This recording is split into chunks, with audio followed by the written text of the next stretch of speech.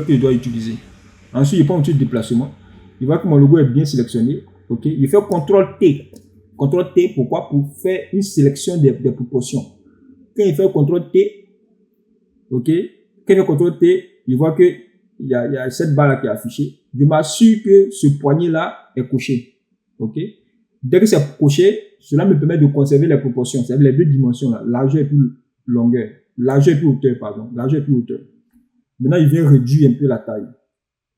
Sans écraser le logo. C'est très important. Sans écraser le logo. C'est-à-dire sans faire ça. Sans faire ça.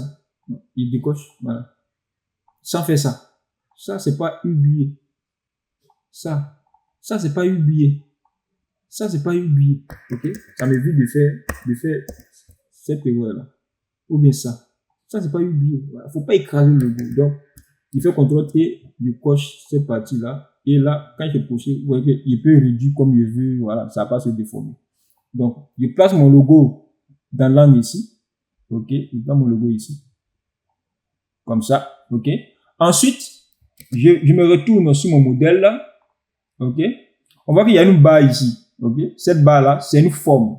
Tout simplement, c'est une forme. Donc, forme et plus forme et test. C'est une forme et plus test. Donc, il vient là.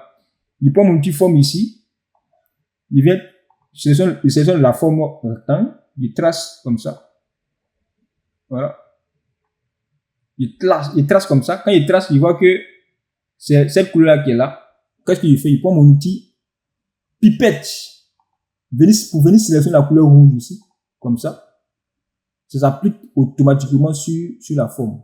Parce que dans le cadre, c'est le cadre de forme-là qui est sélectionné. C'est le cadre de la forme-là qui est sélectionné. Ok. Là, maintenant, je vais aligner comme ça. Je vais bien ajuster. OK. Une fois il est fini, je vais prendre mon petit test. Je vais écrire maintenant le test qui est sur ici. 3W, etc. OK. Je prends mon petit test qui est ici. Je clique ici d'abord. OK. Je vais changer la police. Je vais prendre une police qui tire un peu vers la police de UBA. Je prends cette police par exemple. OK. Je vais essayer de mettre ça un peu en bold comme ça. OK. Et puis, c'est le 3W. C'est quoi le site? C'est ubiercote-d'ivoire.com. Ok. ubiercote-d'ivoire.com. Quand je finis, je fais CTRL A. Ok. Et puis je vais essayer de réduire un peu comme ça. Je vais maintenant changer la couleur en blanc. Comme ça. Ok. Il prend le type de déplacement. Là, on voit que mon test équipage. Je vais déplacer mon test comme ça. Je vais mettre ça ici. Ok. Il peut aussi augmenter un peu la taille. Comme ça. Il vient pour un petit déplacement. Okay. Quand il est fini, qu'est-ce qu'il fait? Voici mon cas qui est là. Je vais dupliquer ce test-là. C'est-à-dire, je vais créer une copie du test. Pour ça, il fait plus droit. Il vient là, dupliquer le test. OK? Il va donner, par exemple, il va mettre le titre oublié. Voilà.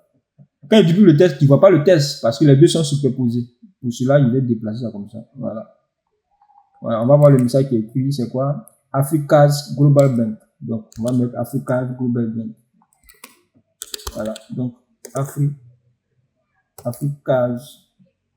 Comment il écrit? C'est avec C. Africa's Global Bank. Voilà. Donc, on voit que ici, on voit que c'est un peu light. Voilà, c'est un peu light, c'est pas trop gras. Donc, je vais prendre régulier. Voilà. Je vais prendre fin. Voilà. Light, comme ça. Voilà. Je vais essayer de réduire un peu la taille. Comme ça. Voilà. Donc, je vais voir d'abord la taille. C'est 13. Donc, il n'y a plus 13. Il doit être 13. C'est très important. Il faut garder la cohérence. Donc, ici, je change aussi par light. Ici, je peux rentrer ça manuellement. 13. Je valide. Voilà. Là, il doit être au bord. Comme ça. Ensuite, je vais sélectionner les deux. Je maintiens CTRL. Je clique sur le deuxième. Voilà. Les deux sont sélectionnés. Maintenant, je vais les aligner horizontalement. Donc, je vais cliquer ici comme ça. Là, je vais les aligner. OK. On voit que il fait CTRL H pour garder. CTRL H pour cacher les repères, pour bien voir. Tu vois que ça respire. Ça respire. OK. Ça, tu vois que les deux là sont alignés. C'est aligné. C'est aligné. Donc, on va aller maintenant. Maintenant, il reste l'image. On voit que l'image est un contour. Donc, nous, on va prendre l'outil, il active les repères, CTRL H, il prend l'outil forme encore, il va tracer la zone de mon image. Ok?